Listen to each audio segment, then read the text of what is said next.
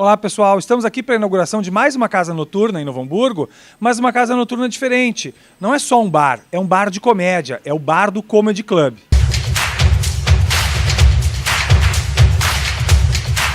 Eu vou conversar agora com Vinícius Hoffmann, um dos proprietários aqui do bar do Comedy Club. Tudo bem, Vinícius? Tudo bem, mais Fábio. uma casa inaugurando hoje? Mais uma casa inaugurando hoje. Vamos lá, né? Para mais uma batalha. Eu estou falando, explicando que é mais uma casa, porque o Vinícius, junto com o sócio dele, o Diego, já tem uma outra casa de sucesso aqui no Novo Hamburgo, que é o Lorde Pub. É isso? Exatamente. O Lorde nós temos aproximadamente 1 ano e meio já aberto aqui em Novo Hamburgo, também em Hamburgo Velho, próximo, inclusive, aqui do Bardo. Trabalhamos lá com rock and roll, né? E iniciamos as noites de comédia por lá. A gente vai de Uber, vou direto. Nunca tinha ido. Eu não vou deixar de transar por causa do translado.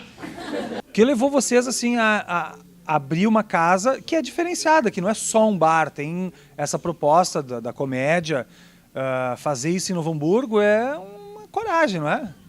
Olha, Fábio, é desafiador, na verdade, tá? Nós procuramos algumas experiências fora. O Bardo, no caso, ele é inspirado em comedy clubs americanos, que é da onde vem essa cultura, e lá é muito forte, né? Aqui no Brasil isso está começando a virar agora, a ter mais comediantes, enfim. E no bar, no Lorde, no caso, nós já tínhamos uma noite de comédia há aproximadamente 1 ano e 2 meses, onde todas as quartas-feiras rolava stand-up comedy, e o negócio foi evoluindo, foi criando um público. Então, baseado nisso, e obviamente depois de fazer uma busca legal, de conhecer comedy clubs aqui no próprio país. Aí foi chegando o Uber e a minha mãe levanta a vez. Rodrigo, tem certeza que não tem constrangimento? Se não tem constrangimento, o cara do Uber não fala nada, eles são treinados. Relaxa. A gente entrou no carro, assim que a gente entrou, ele fez: boa noite, swing motel? Isso não precisava falar o nome, né, irmão? Aí ele ouviu minha voz, olhou pra trás mais uma vez e fez: mentira! Rodrigo Marques? Tua culpa é do Cabral? Disse: sou eu, irmão. Que momento bosta pra me reconhecer. Ele disse: eu adoro o programa. Eu disse: que legal. Ele fez assim: cadê os meninos? Eu disse: agora? Tô indo no swing motel, cara. Tu acabou de falar isso, sou idiota. Eles não estão comigo. Eu não sei como é que é no mundo dos Ubers. Mas no mundo do stand-up a gente vai mais em dupla, assim. A putaria grande vai 3. Vamos aí, irmão? No swing? Motel? Aí ele fez: mas e a temporada nova da Comida do Cabral? Nem começa. Eu disse: puxa, não tenho a menor ideia. Isso aí é o pessoal do canal mesmo que sabe. Eu só vou lá e gravo. Obrigado mesmo, vamos seguir. E a gente ia indo e o cara ficava puxando o assunto a hora toda. Não, cada vez que ele puxava o assunto, eu baixava uma estrela. Eu disse: não, esse cara vai chegar comigo uns 14 estrelas, certeza. Aí tem uma hora que eu não aguentei mais, ele virou pra mim e falou: Rodrigo, mas é sério, tu não sabe nem o mês que vai começar a temporada nova da Comida do Cabral? Eu disse: irmão, vê só, não gosto de conversar com terceiros de pau duro. E hoje, para a noite de inauguração, o Rodrigo Marques, que é uma referência, né, no comedy, no stand-up no Brasil. Vocês já trouxeram ele lá para o Lorde ou não? Sim. O Rodrigo teve no Lorde, acho que em agosto, setembro, se eu não me engano, do ano passado. E a gente criou esse vínculo já, legal, e ele faz parte de um grupo chamado Os Três Cervejeiros, que é um grupo de stand-up. Então, vem com essa proposta também de trazer esse nome, que realmente é uma referência. Participa hoje de um dos programas de maior audiência de nível nacional, que é o A Culpa é do Cabral, do Comedy Central. Então, realmente, o Rodrigo, sem palavras, em termos de comediante, de profissional, ele é sensacional. E o cara foi indo, e toda vez que eu chegando perto do swing motel, eu começava a ficar com muito medo, de verdade, muito medo, porque eu não sabia o que fazer. Eu disse: cara, a gente vai chegar na porta do swing motel, e aí? Em que momento eu me despeço do cara? Eu nunca tinha ido, eu comecei a ficar. Aí assim que eu vi o nome swing motel, assim, na puta que pariu, eu olhei assim, eu fiz: irmão, ali a gente já vai descer aqui, viu? Aí ele fez: não, eu entro. Excluído até onde? coisas vão entrar. Você entra até a porta. Quando que vai abrir e se sempre vai ter essa mesma proposta? Iremos abrir de quinta a sábado aqui o Bardo, tá? O Ward abre de quarta a sábado, então aqui de quinta a sábado, das 19 à meia-noite. É um formato mais parecido, então, com um teatro, digamos assim. A apresentação começa às 10h30, eventualmente pode haver uma sessão extra antes, dependendo do sucesso da noite, do artista. Então tá certo, Vinícius, muito obrigado e mais uma vez parabéns, tá, por essa iniciativa aí, que sem dúvida vai agradar todo mundo. E a gente foi chegando, aí assim que ele entrou com o carro, veio uma mulher na recepção, eu tava muita vergonha, não sabia falar. Então assim que ela chegou, ela falou, boa noite, eu falei, boa noite, queria deixar claro pra senhora, quem vai transar sou eu e ela, e ele é o Uber. Estamos apresentando Programa Clique.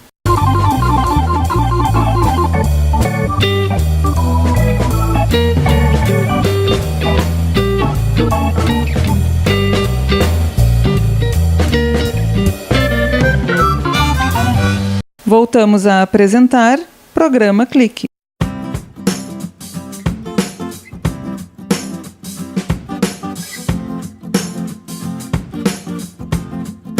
E dando continuidade à passagem por Madrid, vamos mostrar um dos lugares mais bonitos e visitados da cidade e também conversar com um brasileiro que mora aqui em Madrid.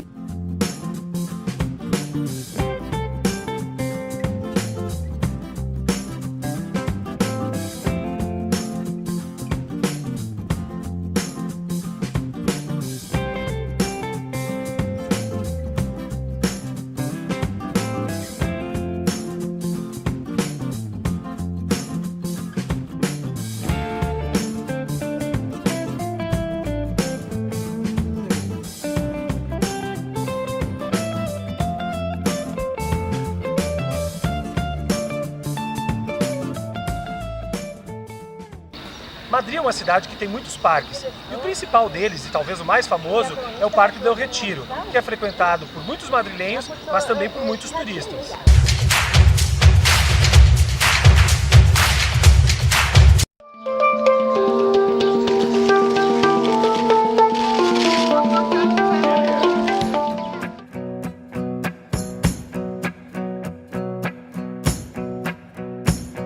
O Parque del Retiro é uma das várias áreas verdes e de lazer que existem em Madrid e tem uma localização muito privilegiada na área central da cidade. Ele foi criado entre os anos de 1630 e 1640, quando o Duque de Olivares cedeu ao rei Filipe IV alguns terrenos para que fosse o local de lazer e descanso da realeza, longe da residência oficial no palácio. Então aqui foi construído o Palácio do Retiro, com uma enorme área ajardinada. Hoje o Palácio do Retiro está localizado fora da área do parque.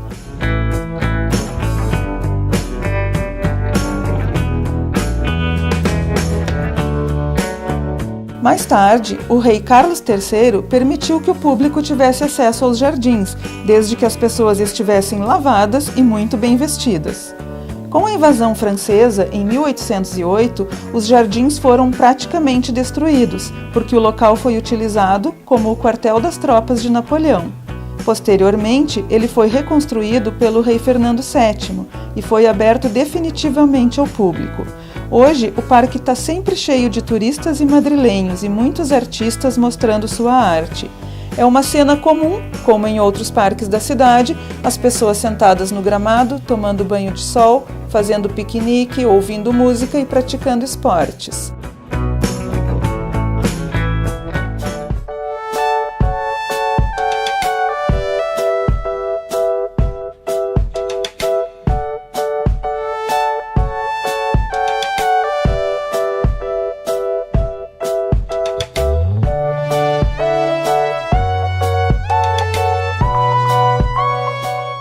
Tem muitas atrações a serem visitadas aqui, e entre elas o Palácio de Cristal, que é a construção que mais se destaca. É uma obra-prima da arquitetura com uma estrutura em ferro.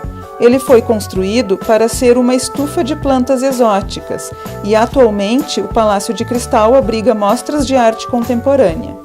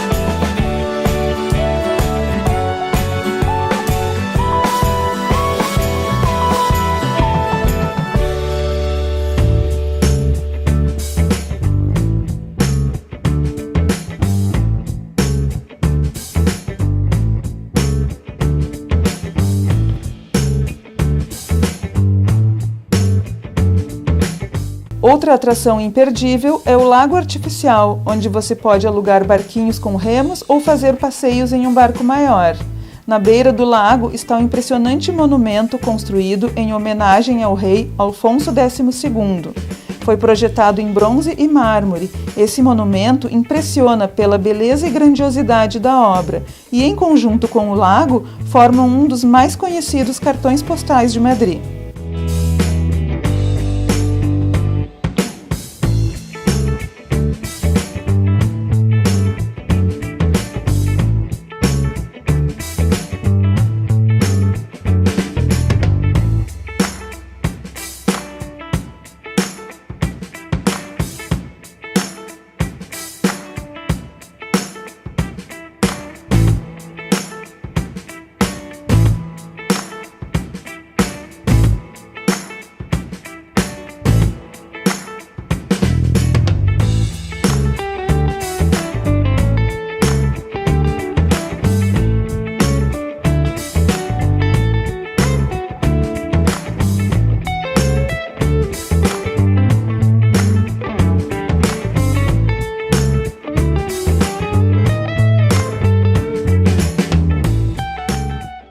Estamos apresentando Programa Clique.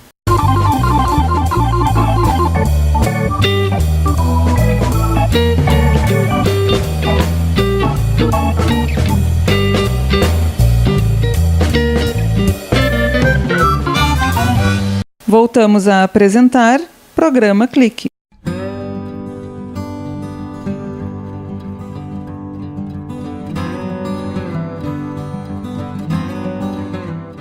E esse bonito prédio é o Palácio Velázquez, todo decorado com azulejos e com uma abóbada em ferro e vidro. Ele foi construído entre 1881 e 1883 para a Exposição Nacional de Mineração que aconteceu em Madrid, e hoje ele é usado para exposições de arte. E o seu nome não tem nada a ver com o famoso pintor Velázquez, ele leva o nome do seu arquiteto, Ricardo Velázquez Bosco.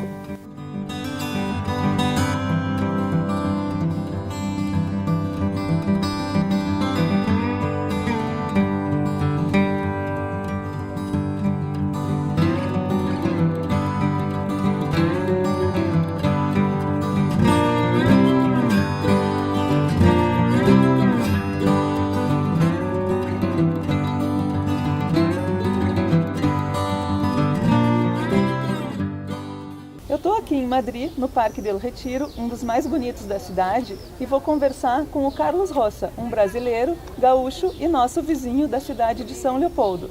Tudo bem, Carlos? Tudo ótimo. Quanto tempo faz que tu mora aqui em Madrid? 3 anos, pouco mais de 3 anos, 3 anos e 1 mês. E por que tu escolheu vir morar aqui? Bom, na verdade foi por uma oportunidade mais num viés profissional. Eu tinha cursado o mestrado em energia solar fotovoltaica e o meu antigo orientador, ele tinha contatos aqui, tinha feito o doutorado. Tinha cursado onde? Em São Leopoldo mesmo? Isso, na Unicinos. Eu tinha feito o mestrado ali, a graduação e o mestrado. E então foi mais por uma questão profissional. Sabia que aqui a Universidade Politécnica de Madrid era muito forte nesse meio, então houve esse contato e bem, praticamente vim para Madrid sem mais numa aventura, sem muito conhecer a cidade, foi aquela descoberta, assim, né? Foi a primeira vez que tu veio, então? Foi a primeira vez, inclusive saindo do Brasil, né? Ah, sim. E como é que foi quando tu chegou aqui, a tua adaptação? Foi fácil ou passou por algumas dificuldades? Porque a gente tem a facilidade da língua, que é muito semelhante à nossa, mas é uma cultura um pouco diferente. Como é que foi para ti? A questão do idioma eu até faço um parênteses, assim, porque a gente tende a achar, chegando, que a gente vai conseguir se manter muito bem, assim, mas não, a gente se confunde muito com os tais dos falsos amigos, falsos cognatos. Então, houve, assim, essa complicação no começo. Eu cheguei com alguma noção de espanhol, mas, claro, nos primeiros 6 meses foi uma curva muito ascendente de aprendizagem. Então, essa questão foi, assim, me adaptei, enfim. Foi bastante isso. E a questão cultural também, existe uma certa proximidade com a cultura do Brasil, então o que acabou facilitando um pouco no processo de adaptar-se. Mas, claro, a questão do afeto que só nós temos foi um pouco complicado no começo. E tu tá gostando de viver aqui em Madrid, Carlos? Tu acha que aqui é melhor que no Brasil? Gosto muito de viver aqui, mas dizer que é melhor assim é complicado, porque há prós e contras sempre, né, como tudo. Bom, o primeiro grande fato que eu gosto de enfatizar muito é a questão da segurança, né? Claro, há uma questão política toda por trás, a gente, inclusive acaba sendo uma comparação injusta, querer dizer que aqui tudo é melhor, porque são centenas, por que não dizer milhares de anos? Claro, a nossa história é muito recente e houve toda uma questão política de exploração também, né? Então, há muitas coisas assim, nosso país, o Brasil, é um país muito bom, assim, dado todo esse viés histórico que tivemos. A gente tem muito ainda o que crescer, mas enfim. Agora, a questão de ser melhor, bom, aí tirando a parte essa questão social, a segurança em si, né? Sim, isso é uma das coisas que a gente nota mais a diferença, né? Aqui a gente consegue andar carregando os pertences na rua. Sim. Ontem mesmo eu estava andando com uma câmera fotográfica à meia-noite, 1h, na Gran Via, que é uma das mais movimentadas da cidade, com a câmera na mão, no tripé.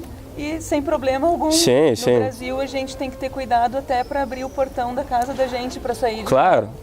Bom, eu diria assim, os riscos aqui existem também, mas eles são muito menores no caso. Não são tão ligados à violência, né? Assalto à mão armada, alguém chegar e te tirar à força. Né? Ou alguma coisa, isso aqui é uma coisa que talvez não aconteça, ou pelo menos se acontece, raríssimas vezes. É bem raro. Acontece, sim, é raro, acontece. Como em grandes capitais também, isso acontece, sim, mas é bem mais raro. Mas enfim, aí tem toda essa questão social do porquê que acontece, como já havia citado também, né? Enfim. E tu pretende voltar para o Brasil algum dia ou pretende ficar por aqui? Pela lógica e pelos contratos que eu tive que assinar na questão do porquê que eu estou aqui, sim, pretendo voltar. Mas claro, se aqui estivesse numa condição laboral mais favorável para estrangeiros, principalmente, aí sim, gostaria de ficar. Ou não só aqui também, na Europa como um todo, porque afinal, na área que eu estou atuando hoje, tem vários locais onde poderia migrar. E como é que tu vê o mercado de trabalho aqui hoje? Porque a Europa também passou por uma crise e está se recuperando agora. Como é que tu vê essa questão, principalmente para quem está vindo de fora, de outros países? Assim, o mercado de trabalho, ele na Espanha, que eu posso falar com um pouco mais de propriedade, mas nem tanto como um nativo, digamos assim. Ele ainda está um pouco complicado. Esse ano, a partir do ano passado, na verdade, que houve sim uma certa recuperação. Agora sim que está começando a sair da crise. Porém, aqui há esse problema de que, muito em função da reforma trabalhista que houve aqui, executada pelo presidente Mariano Rajoy, do PP, inclusive a reforma trabalhista a qual o governo brasileiro se inspirou.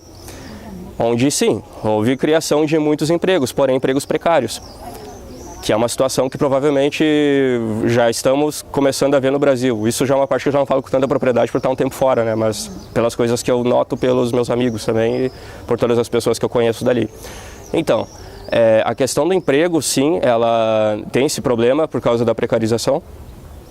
E pessoas que eu vejo por colegas meus que saindo com a formação a qual eu estou buscando agora, por exemplo, sequer são chamados para entrevistas, porque eles alegam que os que chamariam para entrevista alegam que eles são sobrequalificados, por exemplo. E no caso, está mais difícil para quem tem uma qualificação maior do que para alguém que não tem tanta qualificação. Exatamente. Madrid é uma cidade que tem de tudo para se fazer e para ver. O que tu costuma fazer aqui nas tuas horas de lazer? O que tu gosta de fazer na cidade? Onde tu costuma ir? Digamos que eu faço muito a questão do próprio madrilenho, como costumo fazer, que é o salir de copas, que se faz muito para cá. Aqui existe uma... Salir de copas, né? O salir de copas, salir de tapas. E salir de tapas também.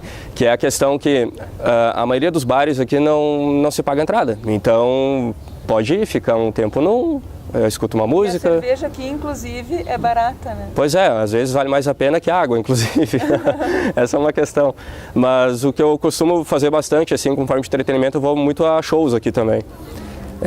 porque vale muito a pena, é muito em conta em relação ao percentual do salário médio com que se vive aqui, e casualmente acaba sendo a minha bolsa, que é financiada pelo governo brasileiro. E então, basicamente, esse é o tipo de entretenimento que eu faço. E claro, uma outra viagem quando me sobra um tempo e quando sobra um pouco de dinheiro também. E de todas essas atrações turísticas que a cidade de Madrid tem, quais as que tu gosta mais? O que tu acha mais bonito de ver? Bom, eu tenho um apreço maior pela Madrid dos Borbones, que é a atual Casa Real. Tem uma arquitetura mais neoclássica, lembra muito Paris em muitos momentos, assim, até porque houve uma época em que Paris, quando era o centro mundial, as cidades tendiam a fazer cópias, digamos assim. Então, existe uma arquitetura muito bonita aí que já se remete ao Palácio Real, que já é da sua época, toda a volta ali do Palácio Real de Madrid. O próprio Parque do Retiro, apesar da construção efetivamente ser um pouco mais recente, essa parte mais neoclássica, ainda que o Parque do Retiro remeta já a essa parte dos Borbones. E então é muito mais nesse sentido, assim, acho muito bonita essa zona do Parque do Retiro, do Palácio Real. E claro, as zonas de festa, o bairro Lavapiés, gosto bastante ali porque... É o bairro mais multicultural da cidade? Lavapiés é o seguinte, é muito normal tu entrares num bar brasileiro, ao lado existe um bar socialista com decoração soviética que toca soul music americana em vinil, por exemplo. É um mix total. É um mix total. E aí já no lado tem um bar que toca indie rock, por exemplo. Sabe, coisas assim, a efervescência cultural ali é fantástica, né? E claro, sem falar nos bairros de Malasanha, a Chueca também, que tem uma noite efervescente, bem interessante também. Mas a gente observa que a cidade como um todo, a arquitetura dela é muito bem conservada, né? Prédios centenários com uma conservação perfeita. E aqui eu observo que eles não esperam os prédios ficarem muito destruídos para fazer a conservação. Né? Tem prédios que a gente olhando, tu não consegue identificar o que está sendo reparado ali, né? Porque eles não estão assim já num estado degradado.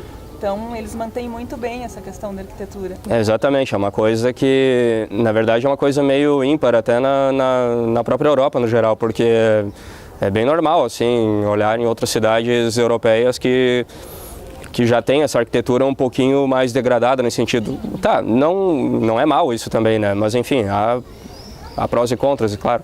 É que existe um setor da própria prefeitura, adiuntamento aqui, que trabalha nesse sentido de conservação. E quer mandar algum recado para o Brasil, para alguém especial? Sim, claro. Eu gostaria de mandar um recado para todos os meus amigos e colegas de trabalho e o pessoal que me ajudou muito nessa caminhada para estar aqui hoje em Madrid, realizando um sonho de infância praticamente. E um beijo muito especial para minha mãe, Angelita, que amo tanto. E sem o esforço dela, sem a dedicação que ela teve como mãe, assim, enfim, não teria chegado até aqui. Não vai chorar muito, Angelita, depois de toda essa declaração aqui do teu filho. Tá ok então, Carlos. Muito obrigado pela entrevista, adorei conversar contigo. Mas certo, eu que agradeço. Sucesso aqui na Espanha. Muito obrigado, tudo de bom.